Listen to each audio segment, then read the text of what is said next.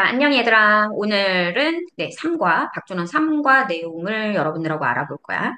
자, 오늘 이 배울 내용의 제목이요. English or Englishes,지. 그러니까 영어인지 아니면 영어들인지. 근데 우리가 영어에다가 원래 복수를 쓰지 않잖아. 그런데 Englishes가 된 이유가 뭐겠어? 그렇죠.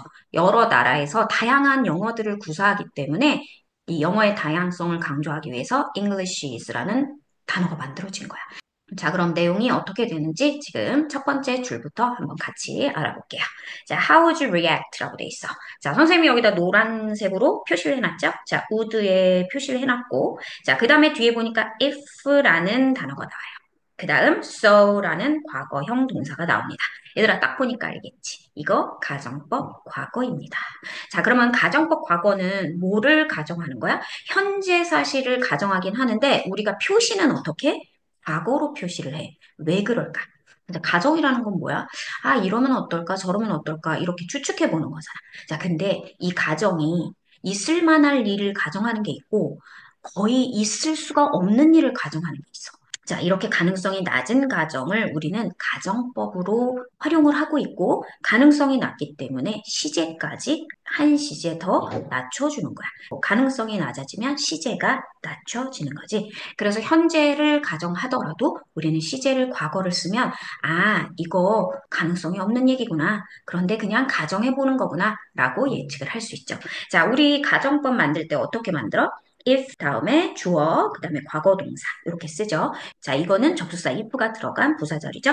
자, 중요한 절은 뭐예요? 주절이죠. 자, 주절의 내용이 어떻게 돼요? 주어 다음에 조동사의 과거형을 쓴단 말이야.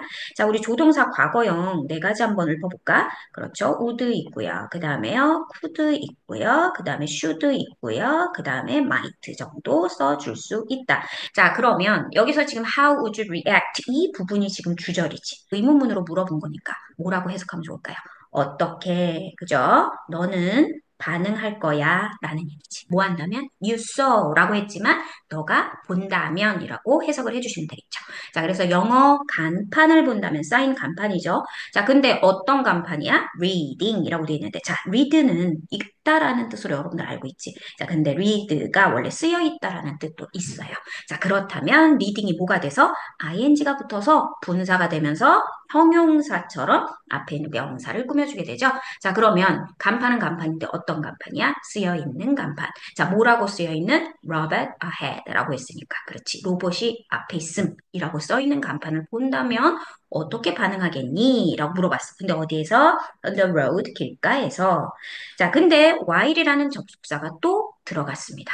자, 우리 접속사가 있는데 뒤에 뭐가 없어? 주어가 없지. 자, 원래 접속사 다음에 뭐가 나와요? 주어가 나오고 동사 이런 식으로 나오게 돼 있잖아. 그런데 여기 주어가 없이 동사가 어떻게 돼 있어? 뒤에 ing가 붙어버렸어요. 그치? 자, 이걸 우리는 뭐라고 해? 분사 구문이라고 한다. 왜 분사 구문은 주어를 지울까요? 주어가 같으니까. 앞에 주어와 어차피 같으니까 생략해줘도 된다라는 내용이겠죠? 자, 그래서 이 주어 지우고요. 그 다음에 동사를 뭐로 바꾸고 자, 동사를 뭐로 바꾸고 동사의 원형으로 바꾸고 거기에 ing를 붙여주면서 주어 동사가 있는 절에서 주어 동사가 없는 구로 바뀌었죠. 그래서 얘가 분사가 있는 구문이다라고 해서 뭐라고 해? 분사 구문이라고 하는 거예요. 자, 그런데 여기에는 뭐가 있어? 원래 접속사도 이렇게 지우게 돼 있거든. 그쵸? 주어뿐만 아니라 소수사도 지우게 돼 있는데 이 접속사의 의미가 좀 특별하거나 좀 중요할 때 그래서 생략하고 싶지 않을 때는요. 이렇게 접속사를 생략해주지 않고 그대로 쓰기도 합니다. 자, 해석은 어떻게 하면 될까요? 우리 접속사 뜻을 살려서 뭐하는 동안으로 해주시면 되겠죠? 그래서 driving in 뭐 차로 돌아다니는 거겠지? 자, 그래서 어디에서? South Africa니까 네, 남아프리카 공화국에서 돌아다니는 동안 너가 전방에 로봇 있음이라는 이라고 쓰여 있는 간판을 본다면 어떻겠니? 라고 물어보는 겁니다. 자, 근데 거기 계속 뭐가 나와요? 우드라는 애가 나와. 자, 만약에 이런다면 어떨까요? 라고 물어봤으니까 너는 이럴 거야 라고 대답을 해주는 거죠. 자, 너는 어떻게 한대? Probably 라고 나왔어요. 아마도 라는 뜻이죠. 너는 아마도 look around. look around 무슨 뜻이요? 주위를 둘러보다 라는 얘기죠. 자, 둘러보는데 어디를 둘러봐? the front. front는 앞이잖아. 그런데 어디에 앞? Of your car. 그랬으니까 네 차 앞부분을 둘러보겠지. 자, 뭐를 찾으려고? 자, for는 방향이에요. 어딜 향한 거야. 로봇이 어딨나? 이러면서 차 앞을 둘러보겠지. 자, 근데 이 로봇 어떤 로봇이라고? 자, 명사 뒤에 that 나왔다. 자, 그러면 얘는 관계대명사 that이라고 말할 수 있다고 했죠. 자, 그럼 관계대명사는 아까 분사처럼 뭘 할 수 있어요? 형용사 역할을 할 수 있어요. 그럼 로봇은 로봇인데 어떤 로봇? look like. 뭐뭐처럼 생긴 로봇. 뭐처럼? 바로 인간처럼 생긴 로봇이라는 표현이겠죠?